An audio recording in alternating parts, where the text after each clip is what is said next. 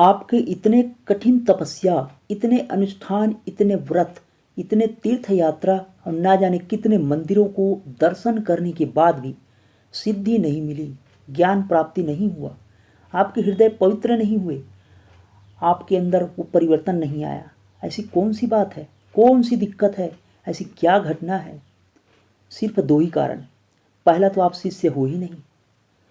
हो सकता है कि आपने दीक्षा लिया हो, आपने नाम दान लिया हो, आप मंत्र जप भी करते हो, लेकिन इतना करने के बाद भी आपको कभी भी परिवर्तन नहीं होगा।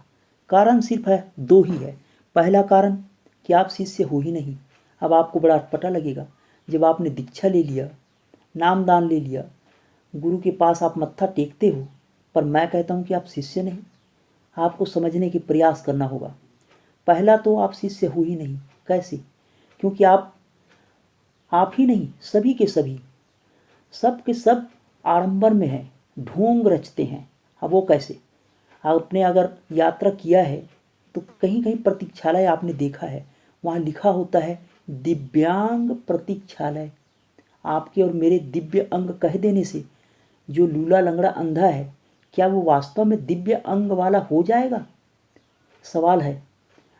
अगर आपको लगता है कि आप घर से बगैर रंग रोगन किए निकलते हो, कोई माताएं अगर बगल लाली लिपस्टिक की निकलती है तो वो अपने आप को अच्छा फील नहीं करेगी।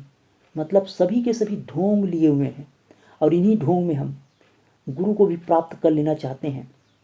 गुरु मतलब बड़ा। हम ज्ञान को प्राप्त कर लेना चाहते हैं, सिद्धि चाहते हैं, और हम अपने हृदय को शुद्ध करते नहीं हैं, सिर्फ दिखावटी।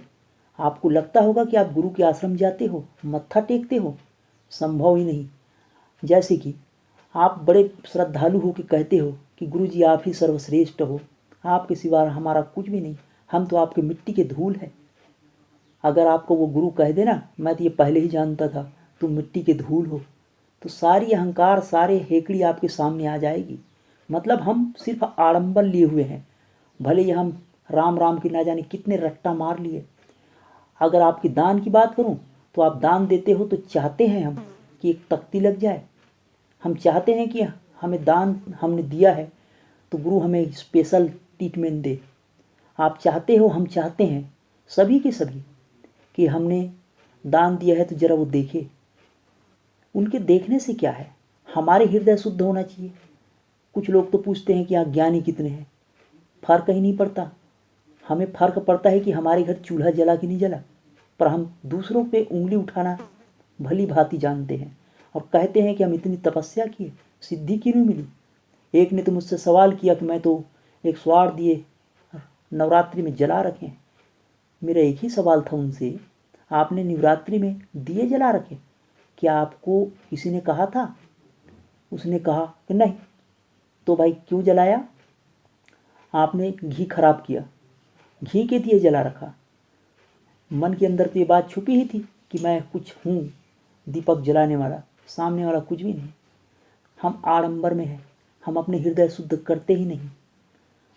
अगर आप अपने मित्र को सच्ची बात बता दो कि उनके बारे में आप क्या समझते हो, तो आपकी दोस्ती होगी ही नहीं। और ठीक यही अहंकार, यही आडंबर लेकर हम गुरु के पास जाते हैं और सोचते हैं कि गुरु का ज्ञान हमें पच जाएगा, गुरु का ज्ञान हमें प्राप्त हो जाएगा, सिद्धि पा लेंगे।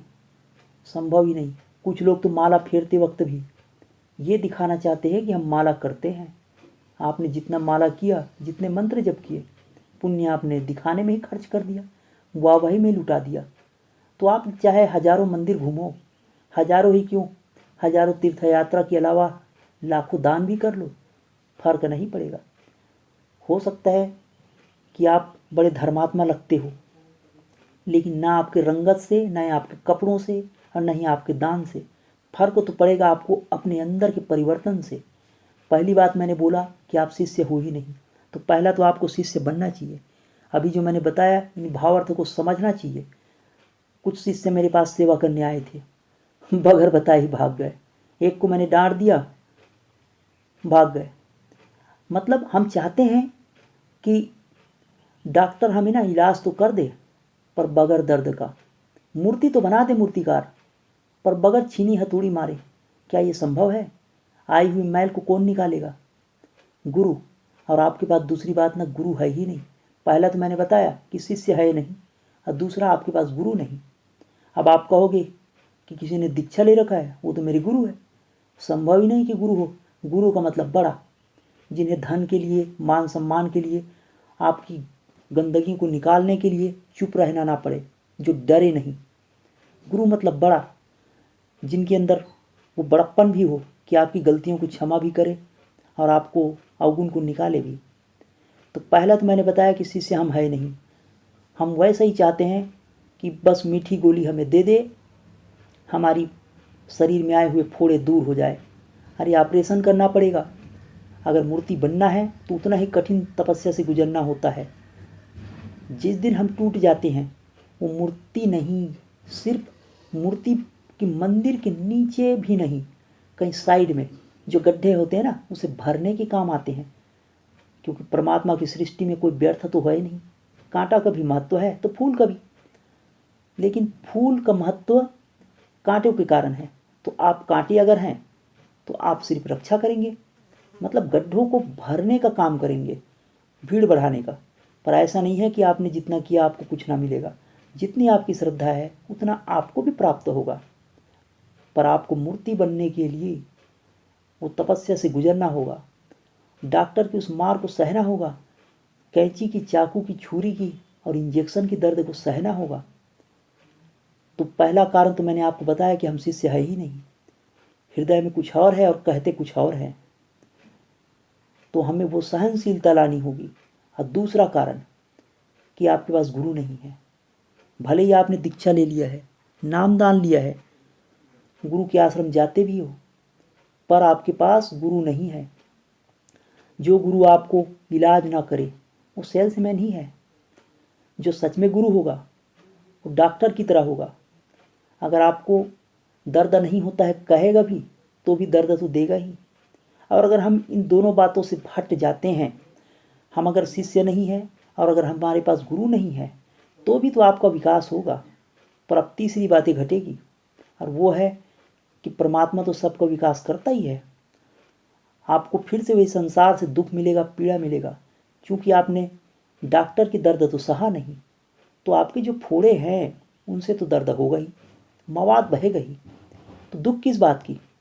आप चाहते हो कि सिद्धि नहीं मिलती, मन की शांति नहीं मिलती, पर आपने उसके दर्द को सहा कहाँ? तो हमें दो ही बातों को ध्यान रखनी है। पहला तो हमें शिष्य बननी है और दूसरा हमें गुरु प्राप्ति करनी है। गुरु की पहचान सिर्फ इतनी सी है कि आपको वो गुरु मिल जाए जो आपके अवगुण को दूर करे। सिर्फ बेटा बेटा कहे कि आपकी, अब बात को आप समझिएगा। मैंने तो जैसे वीडियो अपलोड किया, या वीडियो मैंने जैसे मोबाइल खोला, एक वीडियो आया, अदरवाइज मत लीजिएगा, फलाहारी नाम का, वो अपने हाथों से कुछ पत्थर निकाल के दिखा रहा जादू की तरह, वो वीडियो डाल रखा। उनके ना जाने कितने शिष्य, तभी तो उसके वीडियो इतनी ज़्यादा वायरल थी। हमारे तो सिर्फ 1000 या 2000 लोग देखेंगे। बात समझ में आई ही नहीं और समझ आएगी भी नहीं जब तक आपके अंदर हृदय शुद्ध नहीं होगा। अब तरीका क्या है? तरीका भी यही है कि आप वीडियो देखते रहो, सत्संग करते रहो, मंत्र जप करते रहो। ठीक है, हमारे अंदर अवगुण है, सभी के अंदर है।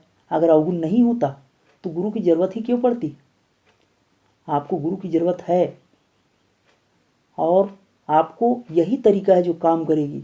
मंत्र जप करो, सत्संग करो, ध्यान करो, सेवा करते रहो, यही वो तरीका है। लेकिन अगर आप एक बार गिर गए और उठोगे ही नहीं, तो फिर तो आप महासागर से मिल ही नहीं सकते।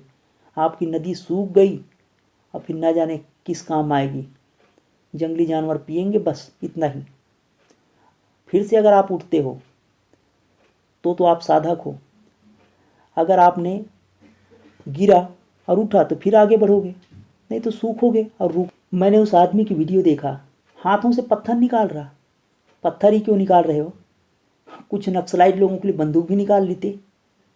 नहीं, कोई हाथ की सफाई पेश करना और शिष्य बना लेना और संतों की आलोचना करना। अगर वो संत होते तो किसी की आलोचना क्यों करते? अभी मैंने कहा था कि अगर गुरु होगा तो अवगुण की आलोचना नहीं करेगा, अवगुण को दूर करने का आपको तरीका बताएगा। तो दूसरी बात है, आप इस बात से समझ लो कि आपके पास गुरु नहीं है, ना गिरवे वस्त्र से, ना ही लंबे दाढ़ी से, और ना ही अच्छे रंग रोगन से कि आप गोरे गुरु खोज लो, बुजुर्ग गुरु खोज लो। गुरु का मतलब बड़ा।